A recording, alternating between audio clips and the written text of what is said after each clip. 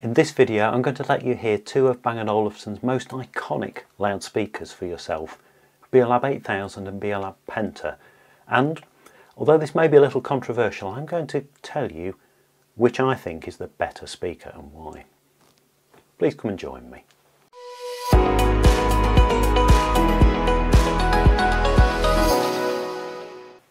If you're new to the channel, I'm Steve from Sounds Heavenly. I'm a lifelong B&O enthusiast, and my day job is helping people to connect and get the best from their B&O speakers. So if you've got any questions at all about connecting or using your speakers to their best ability, please drop me a line at soundsheavenly.com and I'll be happy to help. Now, let's dive straight in. Let's rewind the clock back to 1992. Beolab Pentas had already been on sale for 5 years, but this is the first point at the launch of the Beolab 8000 where the two speakers sat together as competitors to each other in the B&O catalogue. Price-wise, they were very similar. £1,800 would buy you a pair of Beolab 8000s, £2,100, just about 20% more, would buy you a pair of Beolab Pentas, now in their Mark III variant. On paper, not a massive difference in performance. Bass response went down to 52 Hz for the 8000s, dropped a bit lower to 40 Hz for the Pentas, and power output was very similar. 286 watts peak per speaker for the 8000s, 300 watts peak per speaker for the Pentas. So, are these really as closely matched as the specifications suggest? If I give you some different figures, that might give you an idea. The weight of each speaker, 10 kilos for an 8000 against 24 kilos for a Penta. And you can immediately see that there is a huge difference in the physical heft of these speakers. And again, the cabinet volume, the physical volume of the speaker, 5.3 litres for a Beolab 8000, 32 litres for a Penta. And that is critical because that is basically the resonant space that the air within the speaker moves within. So that is part of the process of amplifying and building the sound of the speaker drivers. And that will probably go a long way towards explaining some of the differences that we're going to hear in a moment. So a big thank you at this point to my favourite local band Marvel. You may well have heard them before on this channel, and I'm really pleased to announce that as a result of enthusiasm from viewers on these videos, they're actually going to re-release their EP, Sound of the Sunshine, and they have a tour coming up. So please check the video description. I will link to Marvel's Facebook page where you can find out all about how to access their music and how to hear them live.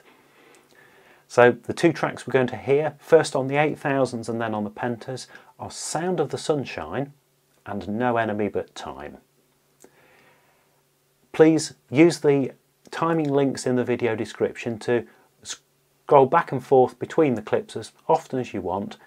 Get a feel for the difference in sound between the speakers, ideally with a really good pair of headphones, and then let's meet up again and let's see what we think.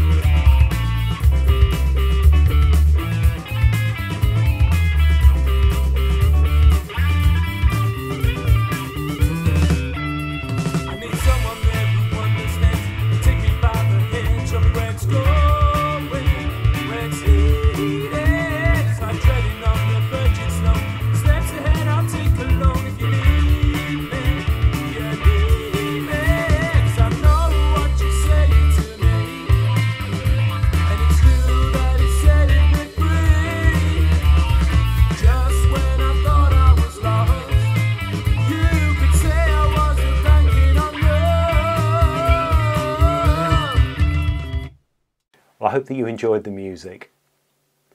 I must say at this point, I've owned both of these loudspeakers for well over a decade. I have no plans to sell either of them anytime soon. I love them both. And sonically, my view is that they are very much what they appear to be visually, as in two brothers from the same family.